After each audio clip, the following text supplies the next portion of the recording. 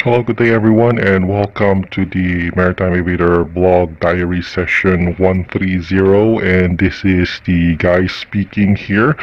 Just call me Operator 60.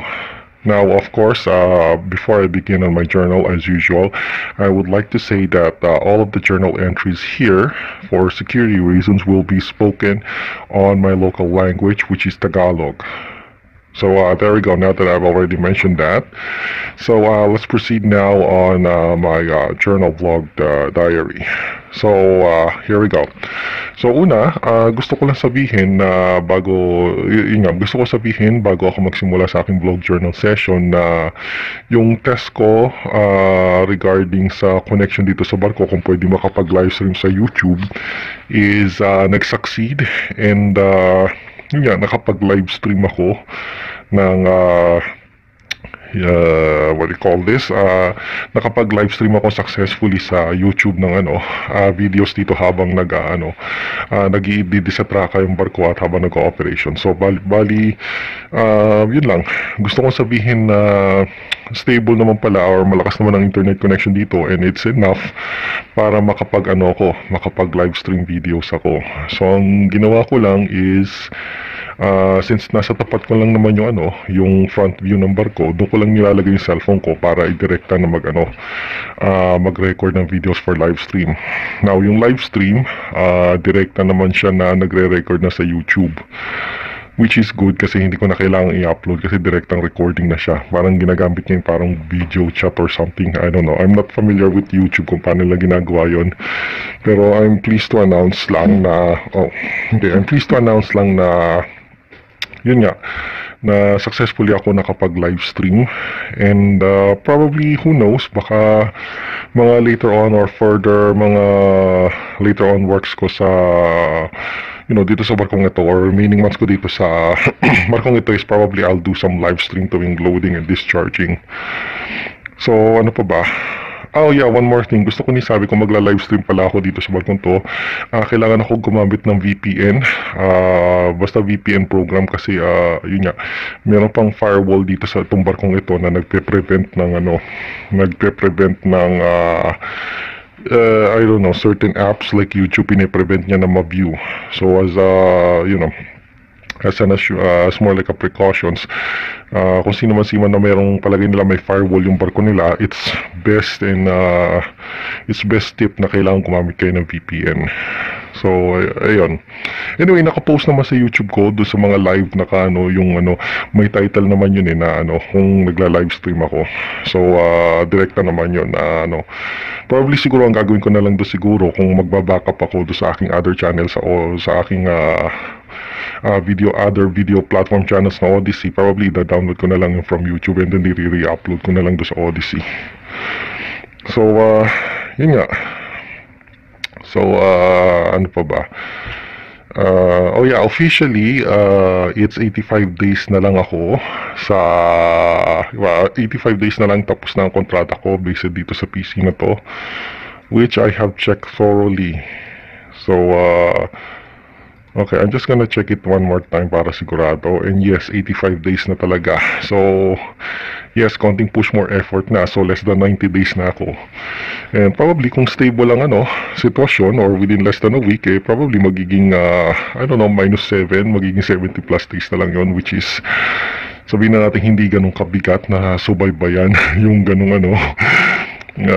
it's been a wild and very arduous na kontrata, to be honest, and nahirapan ako dito kasi yun nga, I've already stated na it's not what I've signed up for, and but anyway, hindi naman yun nandi-discuss ko ngayon sa blog journal session na to.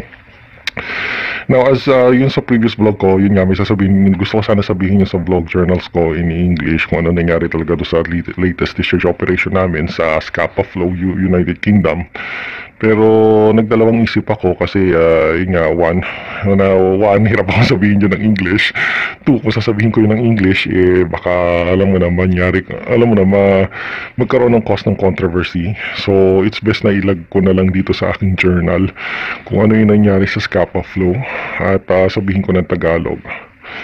Now, okay, so I'll just drop the bombshell na lang. Now, doon sa Scapa Flow, it seems na yung several ng mga crew ko dito na kasamaan ko medyo nakipagtalo doon sa Frances na mooring master namin. Now, I'm not sure. Ang tingin ko kasi kung nangyari dito is miscommunication. Hindi nila maintindihan kung ano yung sinasabi ng French na yun nga mooring master, and probably si AB abusado hindi niya maintindihan kung ano yung sabay na rin ng maestro amo namin at yung pamba namin. So syempre given yung mga ugali din naman dito ng mga tao dito sa barkong ito na medyo matataas din ang ere, medyo sabihin na nating lagi nilang kinokontra yung mooring master, which of course led to some disagreements, and medyo nagkaroon pa ng muntikan ng konting sabihin na nating aksidente. Well, hindi naman aksidente pero nasira yung equipment. To be specific, yung wires ng crane namin. Of course, hindi sinasabi ko lang to kasi physically hindi ko naman talaga, hindi naman ako nandun nung time na yon kasi naka-off hours ako nung nangyari yon. Pero ang masasabi ko lang, nung during on duty ako nung time na yon is yung medyo parang sila, nag-argument sila, nagtatalo sila ng mooring master lagi. And of course, alam mo naman pagka yung mga barko ay medyo matataas ang sabihin na natin matataas ang ihi ng mga kasama mo sa crew, syempre hindi sila patatalo, kinokontra lagi nila yung mooring master. Pero hindi nila alam yung mooring master kapitan din pala. But anyway, that's not my problem, labas na ako dyan. Ang inaano ko lang dyan is nagkaroon ng konting pagtatalo, which hindi naman konting pagtatalo pero parang kinokontra o heated discussion regarding sa work. Of course, lagi nilang kinokorek yung mooring master na hindi ganyan, ganito, ganyan. So, syempre, hindi naman din nila pinapakinggan kung ano din yung side ng mooring master. Of course, ang mooring master, may kanya-kanya din techniques yan. Different mooring master have a different techniques and tactics when it comes to work. Same din sa kanila. So, yun nga. Sabihin na natin medyo nakikipagtalo sila lagi. And, on almost lahat ng bagay do sa operational work na yun, even do sa pagpe-placing ng fenders, yung parang cushion pag magkakaroon ng ship-to-ship operations, yun, nagkaroon din ng konting sabihin natin argumento regarding doon. Ang mawi-witness ko pa ang na-witness ko din yung during sabihin na natin medyo magdi-disconnection na ng hose, medyo nagtatalo na sila. Well, hindi naman nagtatalo pero hindi na sabihin nating mainit yung argumento nila to the point na yung segundo official namin ay bumaba na dun sa pinaka-manifold area kasama yung chief mate para tignan kung anong sitwasyon na nangyayari. Obviously, halata naman sa itsura ng mooring master na Frances na very furious na siya or medyo yamot na siya at galit na siya doon sa paman namin at maestro amo, and at the same time yung si AB abusado. Well, ako obviously tahimik lang naman ako since alam mo naman ako, wala naman din ako pakialam, and simply kung ano lang yung gusto niyang gawin, iti gawin ko. So, yun, medyo naging sabihin na natin medyo naging problematic kasi alam mo na medyo matataas ang dito, ang area ng mga tao dito, plus yung mooring master namin yung mooring master na na-assign doon medyo din palaban. So alam mo na. So bandang huli wala din naman, nasunod din naman yung gusto ng mooring master. So ang sinabi na lang doon basta pag nagkaroon ng aberya or bolilyaso, ang ang magiging responsibility niya na yung mooring master, because ang mooring master siya ang responsibility niya yung sa mga cargo hose, sa PB fender, all ng mooring equipment na gagamitin for ship to ship, kaya nga tinawag siya ng mooring master. Now, one more thing din, regarding do sa insidente na halos napatid yung kable daw, or ewan ko, intindi ko parang napatid kasi nung dumating ako at nag-start ng duty ko parang naikabit na or something, is yun nga, nagkaroon na parang protest or report regarding sa mooring master na yun nga, siya ang held responsible dahil doon. Now, ang dahilan naman ng mooring master probably nung wala ako doon is because hindi naiintindihan ng crane operator si AB abusado, kung sino mang crane operator yung talagang sinasabi niya at commands niya. So usually naman kasi sa mga just sa mga crane operations may mga hand signals na ginagamit. Halimbawa pag ginawa niya na ganito at ganon, ibig sabihin boom up, ganon boom down. So heave up, slack, tapos sling, sling left, sling right, parang ganon. Unfortunately, tantingin ko doon sa perception ko is hindi nakukuha nung ni Ibi Abusado na 100% yung sinasabi ng ng mooring master. Which of course, nangyari medyo nabubunggu-bunggu yung nabubunggu-bunggu yung mga cargo hose sa gilid-gilid. Obviously, hindi nagustuhan ng mooring master yung ganon kasi ina-expect niya doon sa direction na yung pupunta and then medyo nahihirapan. So yun, nagkaroon ng konting protest. But like I said, wala naman ako doon. Now, ito ang nakakatuwa. Meron kaming policy dito sa company na sinasabi na pagpalagay mo unsafe ang operation, meron tinatawag na card. Specifically ganitong card, stop card. So, nakakatuwa lang isipin na nung moments na unsafe operation, bakit hindi sila nagganito ng card para i-stop yung operation? So, yun lang. It's just, I think it's bullshit talaga itong card na ganito na sinasabi lang stop operation pag kasi it only works from company to company lang to. Pero kung katulad natin na intercompany, yung mooring master, ibang company, this is plain bullshit. Hindi nila kayang, it's plain BS. Hindi nila kayang i-stop ang operation. And honestly, hindi rin nakikinig din ng mooring master dahil dyan. Kasi syempre, mooring master nga siya. Anong pakialam niya at ano niya to na ganito. Nakakatuwa lang isipin na kasi parang pinasabi nila do sa mga seminars, do sa mga ganon, sa parang mga lectures sa amin, sa mga safety na yun nga parang all powerful itong card na to. Pag sinabing ganito, i-stop ang operation dahil sa safety reasons. Pero ang nangyari nun, totally BS itong ganito na even on real situations. Honestly, ako personally, bago ko sinabi to, it's already BS from the start, yung ganito.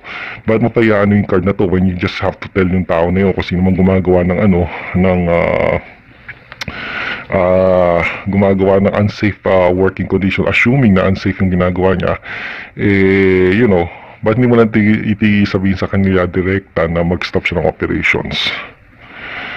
So anyway, yon ang nangyari, overall, hindi nasunod yung tinatawag na pinlan na mooring plan. Ito yung mooring plan na ito yung barko namin, ito yung barko na, supposed to be ship to ship. Parang ang sinasabi dito earlier sa plano na to, kung titignan mo, na ang bibigay lang naming lubid ay yung sa forward area, dito sa area na to, which is marked ng green, if you could take a look. Ang nangyari sa actual operations ng mooring na do sa Scapa Flow is bukod sa ito, meron pa kami binigay na mga lubid galing sa amin from dito, which is supposed to be hindi dapat kami bibigay ng lubid. Lahat ng lubid dito ang magbibigay ay yung didikit sa amin. So ayun, nagkaroon ng konting I don't know kung anong situation na nangyari dyan ba, kasi to be honest, I'm just a lowly worker dito sa barko. Pero ang pinaka-general information dyan is hindi nasunod yung mooring ship-to-ship plan. And yun nga, and to make it off, parang hindi sabihin na natin hindi they're not in speaking terms yung mga crew sa mooring master kasi parang I don't know, parang angasan sila do sa mooring master, pero ang tingin ko hindi lang nila naiintindihan yung mooring master given na sila din mismo maangas. So yun nga, just alam mo naman kasi sa barko minsan sinasabi nila na sila ang biktima, pero kung titignan mo sila yung aggressors. And parang nakita ko dito, since medyo sisiga-siga sila sa barko, since barko naman nila to, or yung mga crew members na kasama ko sisiga-siga, ayun, kala nila madidiktahan nila yung mooring master. Lagi kasi nilang kinokontra yung mooring master, parang sinasabi nilang mali lagi diskarte niya, ganito, ganyan. So ayun, but anyway, ang bandang huli, nangyari pa rin dyan. Ang ginawa na lang na parang decision dyan ay sundin nila kung ano yung gusto ng mooring master. Ngayon, kung magkaroon ng buligaso, direkta na dyan yung mooring master. Ang nangyari na lang, sinabihan na lang siya na mali yung niya. Pero kasi ang alam mo naman yung mga crew members ko dito, bukod na sa sinabihan nakikialam pa. So Which is usually ganun din yung nangyari sa akin ng mga early months ko dito. Masyadong pinapakilaman lahat ng kilos ko, sinisita-sita. So, yun. Yung Mooring Master, hindi naman nila masita. Hindi naman din, syempre Mooring Master siya, hindi naman siya answerable sa kanila or answerable sa mga kasama ko. Kasi Mooring Master siya, ibang company siya. And his job na i-ensure na yung mooring equipment and yung mooring ano is maayos. Regardless kung mali man ang desisyon niya or tama. Pero yun kasi ang hirap kasi minsan sa mga Pilipino kung masyado din magaling or masyado din minsan maangas kahit ibang lahi medyo inaangasan nila, sinisita-sita nila. Hindi nila alam yung tactics na yun, nag-work lang yun to Filipino. Pero sa mga ibang lahi,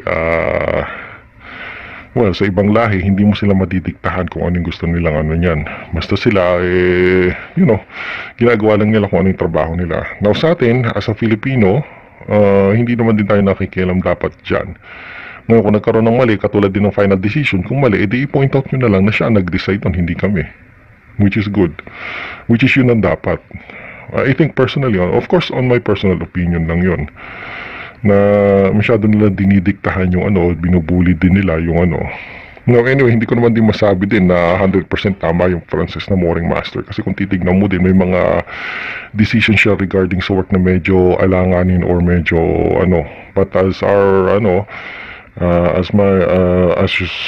worker lang tayo sa barko, it is not us to question yung mga ganyang bagay kasi sila naman ang authority dyan. And like I said, be professional kasi, kung yun ang diskarte niya, din yun ang gawin. Pero kung nagkaroon ng aberya, siya mananagot yan.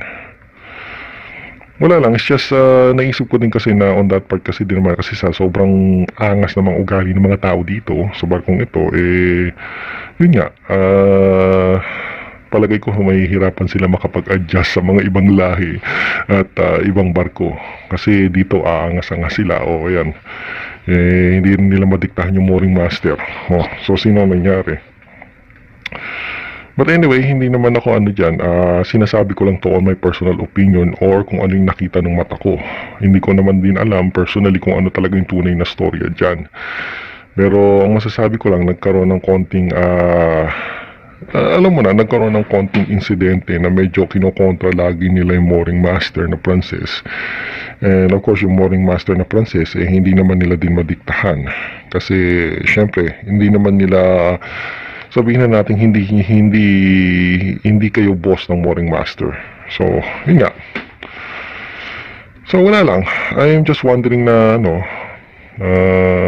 ako personally I have no sympathy sa mga crewmates ko kasi unang dating ko dito binubuli nila ako, tinaharas nila ako so obviously hindi ako kakampi sa kanila, neutral lang ako and wala silang simpatya wala silang makukuha simpatya sa akin kasi dahil nga doon sa earlier na treatment na binigay nila sa akin na sinisita-sita nila ako, pinapakialaman at kinokontra nila ako. And yun nga, binubulit na haras nila ako. So, sa akin, bahala sila dyan. Bahala sila na dyan sa away nila ng Mooring Master bahala sila sa away nila ng Mooring Master. Now, hindi ko sinasabi at hindi rin ako kumakampi sa Mooring Master dahil una, hindi ko rin siya kilala. And frankly, trabaho niya yun So, basta, mahirap i-explain dito sa miski kahit sabihin ko ng Tagal, medyo nahihirapan pa rin akong explain. Pero sa akin, wala akong kakampihan dyan, neutral lang ako dyan. Total, maangas din naman ang mga crew dito sa barkong ito. That's their problem, not my problem. Kung medyo naging maayos-ayos na yung treatment nila sa akin noong mga earlier months ko dito sa barkong ito, probably kahit papano konsiderahin ko or at least kahit papano meron akong sense ng sympathy sa side nila. Pero anyway, from what I'm looking sa nangyari nung kahapon, miscommunication ang nangyari. Inaangasan nila yung Mooring Master. Mooring Master, syempre hindi naman din nila mabuli. And hindi rin nila alam, kapitan din pala dati. So, ayun. Just I would just like to document na minsan ganyan kasi ugali ng kapwa Pilipino pagka masyado na silang, sabihin na natin matagal sa barko, masyado na silang marunong at magaling, inaangasan nila yung mga ibang tao at kinukorek nila at pinapakialaman nila yung trabaho ng ibang tao. Now, kung titignan mo, okay, maaaring sinasabi nila na unsafe nga yung maaaring unsafe nga yung ginagawa ng operation ng mooring master na Francis. Pero sa tingin ng Francis is, wag mo akong pakialaman, trabaho ko to. Trabahuin mo yung trabaho ko. Yung parang ganun na mindset nila. So, doon nagka-clash yung mga ganung bagay kasi ang Pilipino minsan parang self-righteous ang ugali minsan. Magaling ka nga sa trabaho, yes, we could see that. Ginagawa mo nga ng safety, we could also see that. Pero to the point na papakialaman mo yung trabaho ng ibang tao, that's something na we have to take a look on ourselves. Kasi yun ang palagay ko na nakikita ko sa mata ng mooring master na Francis na trabaho ko yan, wag mo kong pakialaman. Pakialaman mo yung trabaho mo. Parang ganun. Maaring ikaw na yung maestro amo dito, maaring ikaw na yung paman or AB dito at alam mo yung trabaho sa barkong yan. Pero ako, as a mooring master, trabaho ko to ensure na maayos yung pagmumoring at yung mooring equipment, ako ang in-charge yan. At hindi ako makikinig sa opinion yun. Parang yun yung nakikita ko na mindset ng mooring master na Francis. At hindi ako answerable sa inyo at hindi kayo ang boss ko. Parang ganun. So, yun lang. One more thing na gusto ko lang inodo sa situation na yun is kahit sabihin na natin magaling ka sa trabaho, alam mo lahat ng trabaho sa barko, we could see that, ginagawa mo na safety operation, hindi ibig sabihin na yun ang judge ng character ng tao. Maaaring ang magaling ka pero maangas ka naman at kupal ka sa barko, which is yun ang nangyayari kasi, well, obviously I've already blogged about that na yung mga kasama ko dito sa barko ay mga kupal. So, yun. Then sa akin lang naman kasi, I think on my personal opinion is dapat nakinig din sila tinignan din nila yung side ng Francis. Ngayon kung hindi siya makinig sa and then at least ginawa mo na yung part mo ng job mo na sinabihan mo siya na ill-advise at mali yung decision niya. Pero wag mo na siyang papakialaman further sa trabaho niya. Basta sinabi mo lang yung opinion mo and that's it. Ngayon kung tinanong bakit hindi mo sinabihan, sabihin mo, sinabihan mo na. Yun ang proper I think terms doon. But like I said, personal na opinion ko lang yun. And wala naman din akong authority na magsabi sa mga ganyang bagay kasi problema nila yun. And like I said earlier or late dito sa vlog na to is wala akong sympathy sa kanila at neutral lang ako. Problema nila yan, hindi ko problema yon. So yun lang, regarding sa trabaho, kahit anong dali ng trabaho, kahit mooring kung kupal yung mga kasama mo, mahihirapan ka. And yung simpleng bagay na yon naging medyo konting fiasco. Sabi nga nung Francis na mooring master, too much blah blah. I've seen this comedy all parang ganon, parang nakita niya na raw tong komedya na to, the too much drama on little stuff, on petty stuff. It's a shame lang na hindi ko na-record yon, pero well, ewan ko, sinasabi ko lang naman to unbalance. Hindi ko ibig sabihin na tama yung Francis din kasi may mali din siya, to be honest. Kung titignan mo, mali yung style niya when it comes sa work. Pero when it comes sa ethically or work ethics, masasabi ko na may point din siya sa sinasabi niya. Trabaho ko to, wag mong pakialaman. Pakialaman mo trabaho ko. Yun ang parang pinaka-mindset na sinasabi niya. Of course, hindi niya lang masabi kasi ang mga French people hindi naman medyo maano sa English. So, yun. But anyway, it's not mine to judge. Ako lang, on my part is nire-record ko lang to for historical purposes kung ano yung nangyayari sa barko at ano ang posibleng mangyari pag mga kupal ng mga kasama mo at nakikialam masyado sa trabaho. Now, hindi lang trabahong Pilipino kundi trabaho ng ibang lahi. So, yung human nature element dito ang sinasabi ko at nire-record ko. So, I guess yun lang muna gusto kong i-personal comment dito sa vlog na to. So, I've already talked much about it. And, I guess yun lang. I'll leave it up to the people kung sino man makakapanood nito kung ano yung nila, interpretations nila. So this is Operator 60, the vlog journal, ending the vlog journal session 130. And see you again on my next vlog journal or vlog diary session. Bye-bye for now.